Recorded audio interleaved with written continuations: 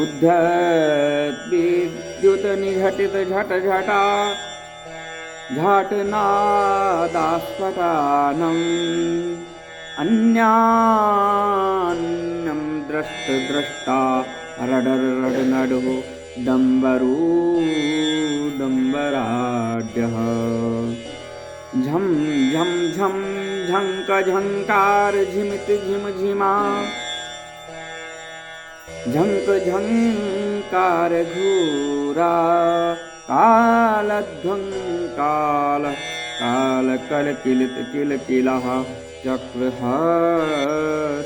निष्णुहा दशरथ तनयं तं सीतया सुपविष्टं जितकर सरचापं ब्रह्मरूपं चिदेकम् सकल भुवन कश्याधार रूपं रमेशं नुतमलहरदक्षं राममेकं स्मरामि नुतमलहरदक्षं राममेकं नमामि जयति जयमायां यस्य कायादवस्ते वचन रचनमेकं केवलं चाकलस्य ध्रुवपदमतीं यातो यत्कृपातो ध्रुवं सकलकुशलपात्रं ब्रह्मपुत्रं नमामि सच्चिदानन्दरूपाय विश्वोत्पत्त्यादिहेतवे तापत्रय विनाशाय श्रीकृष्णाय वयं नमः। कंठे यस्य विराजते हि गरलं गंगाजले मस्तके वामाङ्गे गिरिराजराजतनयः जायावहानि स्थितिः नन्दीस्कन्दगणनाथ रुद्रसहिता श्रीतुङ्गनाथ प्रभु केदाराञ्चल संस्थितो हि सततं कुर्यात् सदा मङ्गलम्। बोलो भवानी शंकर कैलाशपति महादेव की जय। बोलो राधा कृष्ण माँ के बिहारी लाल की जय। बोलो भगवती जगदम्बा मैया की। बोलो तुलसी मैया की जय।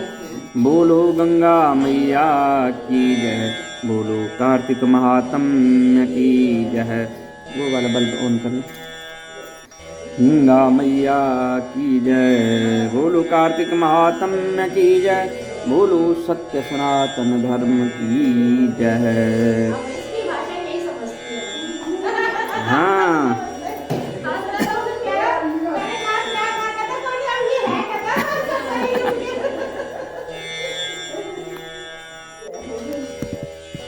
तो प्रभु की कृपा से हमने जो है इतने दिन जो है भगवान नारायण की कथाएं सुनी हैं। अनेक पुराणों के वृतांत जो है इस कार्तिक महात्म्य में सुने हैं। तब हमारे अंदर जो भक्ति जागृत होती है वो किस प्रकार से नारद जी की स्तुति कर रही है। ये वाला बंद कर दिया तुमने, यही तो चलाना था ना। जो है हमारे अंदर जो है इतने दिन कथा सुन के इतने प्रातः काल ठंड में आकर के आप लोग जो है कथा सुनते हैं, हम लोग कथा श्रवण करते हैं। तो इतने दिनों में जो है अब कल तो यज्ञ होना है, पूर्णाहुति होनी है। इसलिए जो है हमारे अंदर जो भक्ति जागृत हुई है वो नारद जी की वंदना कर रही है, सूत जी की वंदना कर रही है, सुखदेव जी की वंदना कर रही है, व्यास जी की वंदना कर रही है और पुराणों की वंदना कर रही है। किस प्रकार कर रही है। जयति जयति मायां यस्य कायाधवस्ते वचन रचनमेकं केवलं चाकलस्यः ध्रुवपदमपि यातो यत्कृपातो ध्रुवोऽयं सकल कुशल पात्रं ब्रह्मपुत्रं नमामि।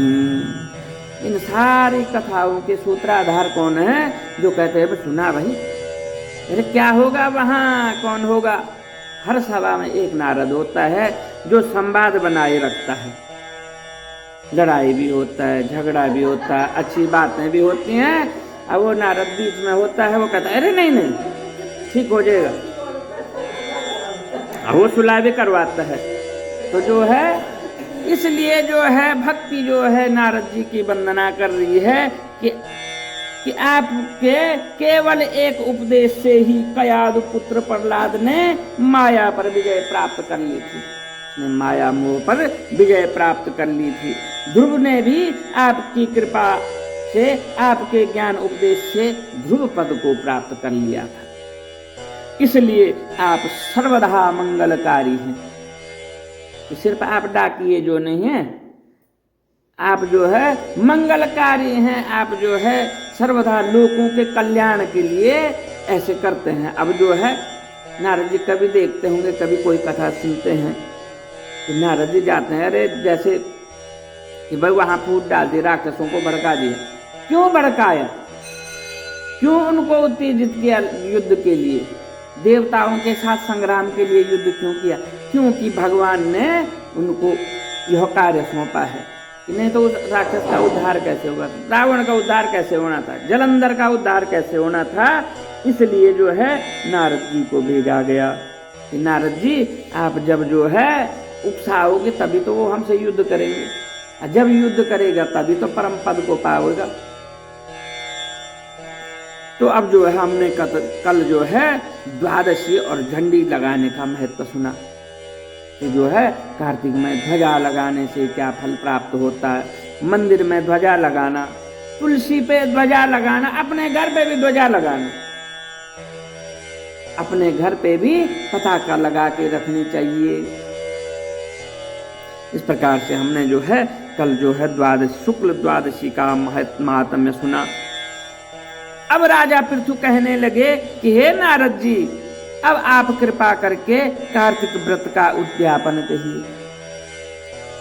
पृथु कह रहे हैं कि नारद जी अब हमने सारे कार्तिक माह में कथा सुन ली है, अब इसका विसर्जन भी तो करना है। ऐसा थोड़ी कि बस हो गया कथा सुन ली चले गए, विसर्जन भी तो करना है। किसी भी चीज का जो है शुरुआत और उसका विसर्जन का विधान होता है।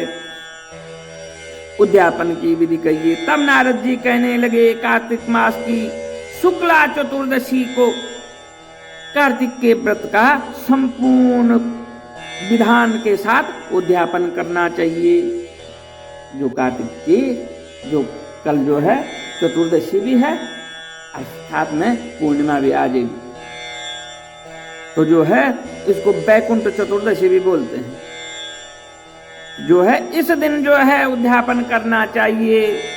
सारे घर में चौका करना चाहिए, लिपाई करनी चाहिए। तुलसी के अंदर मंडप जहां तुलसी लगा रखी है उसको खूब सजाना चाहिए। द्वारों पर मिट्टी से द्वारपाल बनाने चाहिए, बस अर्थात द्वारपालों का आह्वान करना चाहिए। घर में जो है सर्वतोभद्र बनाना चाहिए। सर्वतोभद्र का मतलब होता है जिस भद्र में सर्वतो सभी देवता विराजमान होते हैं, उस भद्र का आह्वान करना चाहिए। उस भद्र को घर में बनाना चाहिए। और द्वारपालों में उनका नाम स्मरण करना चाहिए। किसका नाम? भगवान नारायण के 4 पार्षदों के, पुण्यशील, सुशील, जय और विजय। इन द्वारपालों का आह्वान करना चाहिए। अर्थात इसका कहने का मतलब ये है कि अपने घर को वैकुंठ बना लो। दरवाजे पे जो है सुशील, पुण्यशील, जय विजय को स्थापित कर लो और भगवान नारायण के लिए अंदर आसन बना दो। कौन सा आसन? सर्वतोभद्र। तुलसी के समीप सर्वतोभद्र आसन बना करके उसके पास पंचरत्न युक्त कलश रख दो। जिस कलश में पंचरत्न डाला हुआ हो, सप्तमृत्तिका डाली हुई हो, सर्वौषधि डाली हुई हो, ऐसी नाना प्रकार की औषधियां उसमें डाली हुई हों, उस कलश को स्थापित करना चाहिए। श्री लक्ष्मी नारायण की सोने की प्रतिमा बनाई। सोने की माने यथासामर्थ्य, जिसके लिए जो चीज खरीदनी मुश्किल होती है वही सोना होता है। जिसके लिए जो चीज भी खरीदनी मुश्किल होती है वही सोने के बराबर होती है। जो स्वर्ण जो है जल्दी से खरीद सकता है उसके लिए कोई मुश्किल नहीं है। जो सोने के समक्ष जो है किसी और धातु को खरीद करके मूर्ति बनाए, उसको स्थापित करे, फिर नवग्रह उपग्रह 10 दिग्पाल पंचलोकपाल आदि को स्थापित करें।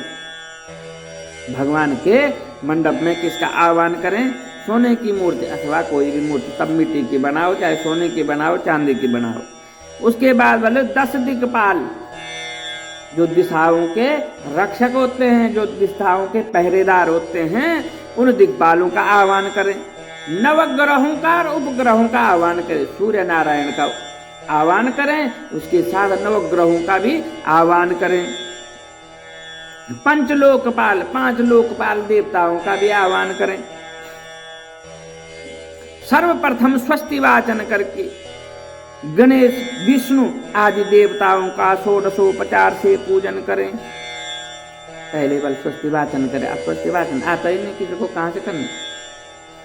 इसलिए मैं कहता हूं, मैं रोज कहता हूं कि जो है पहले हमारे सनातन में ये परंपरा थी, सबको आता था, मंत्र सब बोलते थे। स्वस्ति वाचन, शांति पाठ, शांति पाठ तो लगभग सबको आना चाहिए।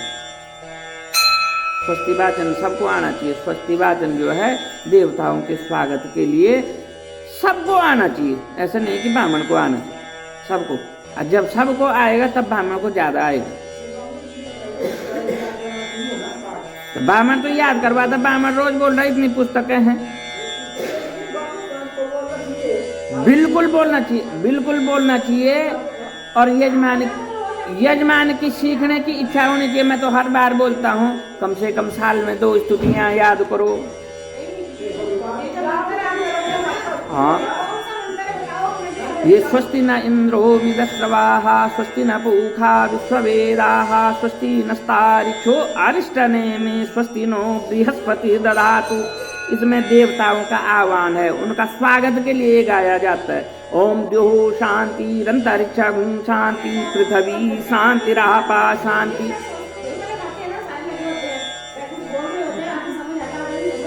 बहुत सारे मंत्र हैं।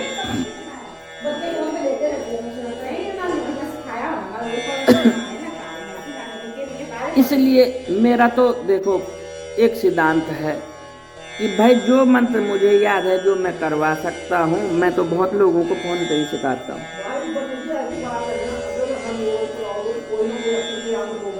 बिल्कुल होगा, बिल्कुल होगा, बिल्कुल होगा। देखो पहले, सबसे पहले कुछ सीखने के लिए हमारे अंदर जो है जिज्ञासा होनी चाहिए। अगर हमारे अंदर ये बात है ब्राह्मण ने पढ़ना है, उसके बाद हमने तो करवाना है, वो एक सुनने की नहीं, वो मैं वो नहीं कह रहा। मैं ये कह रहा सीखने की जिज्ञासा। जब हम सीखेंगे, किसी मंत्र को सीखेंगे, माने दीवा जला रहे हम घर में, ठीक है ना, महाराज माचिस जाड़ी जला दिया, मेरे बच्चे ने भी वही करना है कल के दिन। अगर जो है मैंने अपने बच्चे को सिखा दिया कि बच्चे इसको जो है शुभम भवतु कल्याणम, आरोग्यम सुख संपदाम, शत्रु बुद्धि विनाशाय दीप ज्योति नमस्तुते, इस प्रकार से बोल दिया। शुभम भवतु कल्याणम, यह शुभ हो, कल्याणकारी हो जिस ज्योत को मैं जला रहा हूं। और आरोग्यम सुख संपदाम, हमें आरोग्य दे और ऐश्वर्य दे, सुख संपत्ति दे। और शत्रु बुद्धि विनाश, जो हमारी दुर्बुद्धि होती है ना कभी कभार दुर्बुद्धि हो जाती है, उसको शत्रु बुद्धि विनाशाय, हमारे अंदर दुर्बुद्धि दुर्भावना पैदा ना हो। और दीप ज्योति नमस्तुते, जो हम ये ज्योति यहाँ पे जला रहे हैं, ये हमारे मस्तिष्क में भी जले, हमारे हृदय में भी जले। उसका मतलब वही है।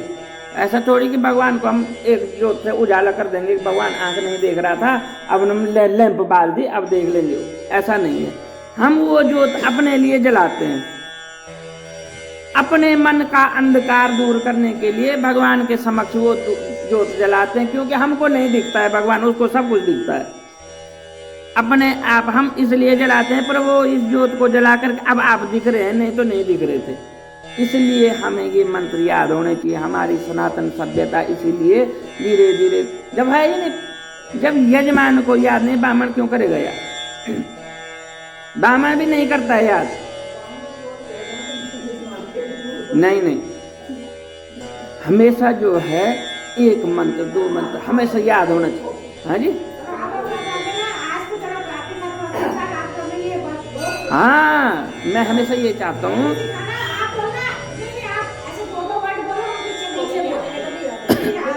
मैं आप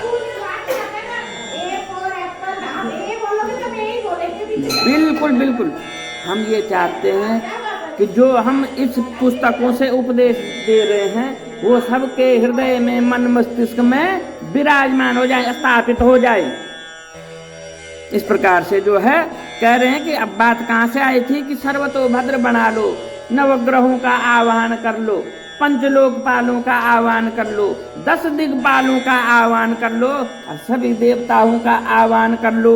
और तब जो है बोले स्वस्ति वाचन बोलो। स्वस्ति माने शांत, भगवान जितने सभी देवताओं का आह्वान है, ऐसा स्वस्ति वाचन करो, श्रद्धा पूर्वक करें और भगवान को सुंदर पीले रेशमी वस्त्र पहनाए।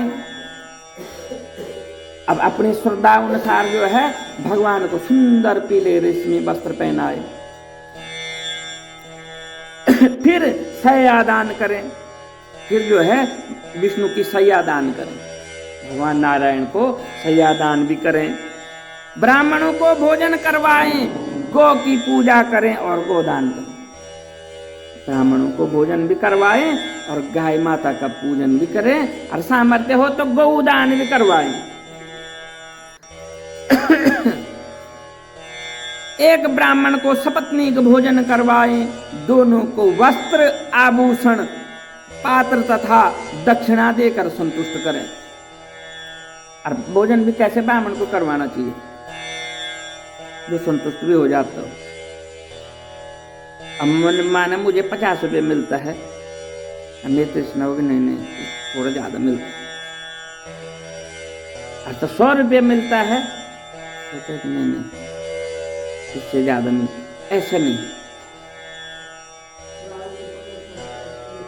क्योंकि देने वाला वो है, क्योंकि उतना ही ब्राह्मण को उतना ही पचेगा। क्योंकि माता लक्ष्मी ने जो पहले कह चुका है तुझे तो जो है यज्ञ कर्म से उतना ही मिलेगा जितने में तेरा भरण पोषण होता है।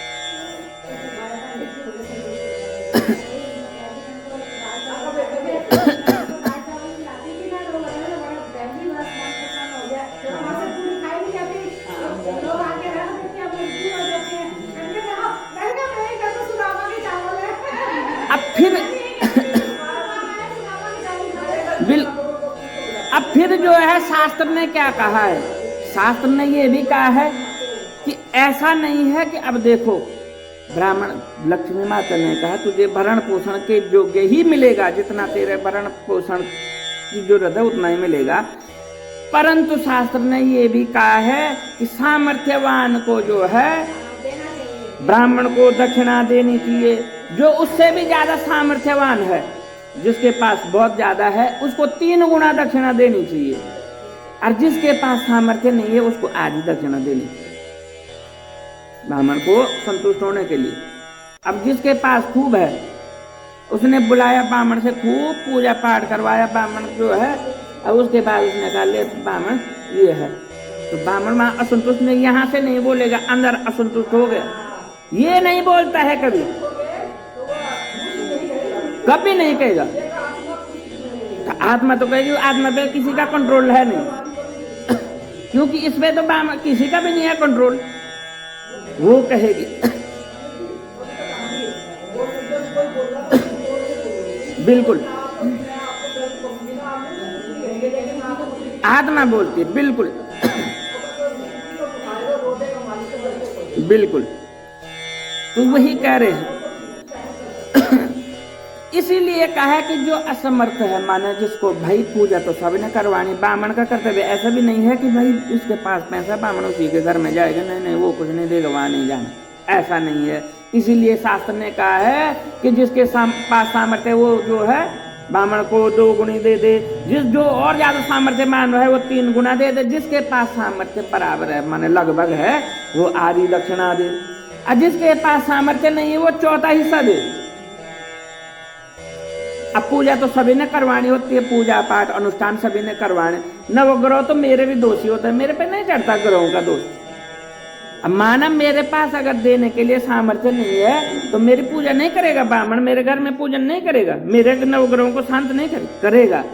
और मेरी सामर्थ्य जो है चौथा हिस्सा दक्षिणा देने की होगी तो ब्राह्मण को संतुष्ट होना पड़ेगा। ब्राह्मण संतुष्ट हो जाता है, ब्राह्मण को पता होता है कि मुझे कहाँ से कितना मिलना है, ब्राह्मण संतुष्ट हो जाता है।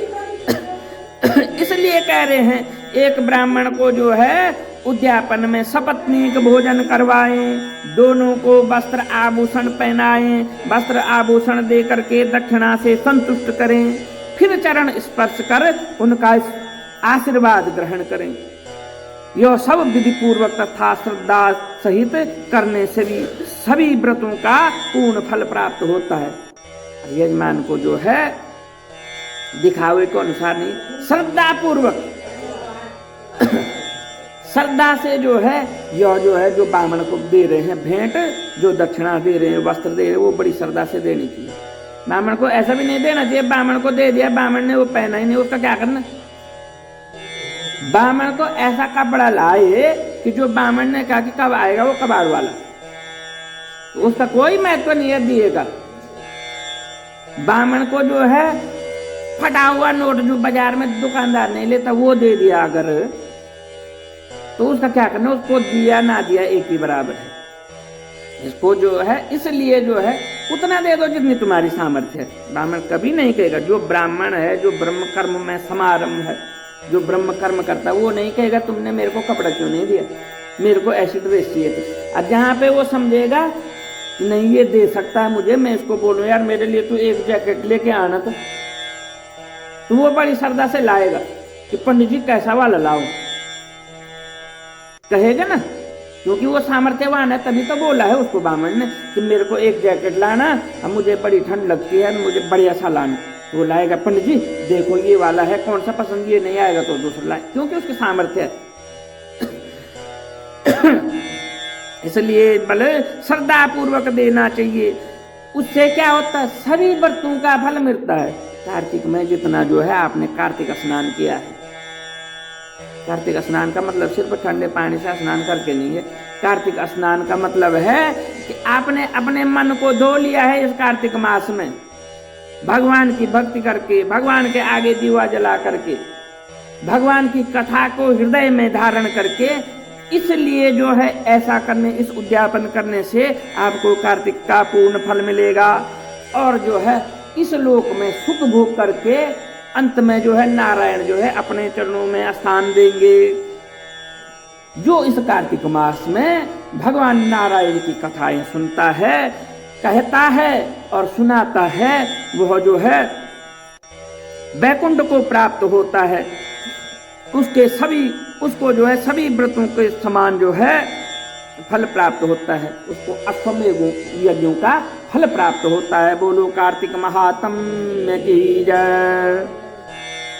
कमल नेत्र कटि पीताम्बर अधर मुरली गिरधरम कुटल कुटिया सांवरे राधेवरम फूल जमुना धेनु आगे सकल गोपियन मनहरम पीत वस्त्र गरुड़ वाहन करण सुकनित सागरम करत केल कलोल कुंज भवन उजागरम अजर अगर मूल निश्चल पुरुषोत्तम अपरापरम दीननाथ दयाल गिरधर कंस हिरणा कुशहरणम गल फूल भाल विशाल लोचन अधिक सुंदर केशवम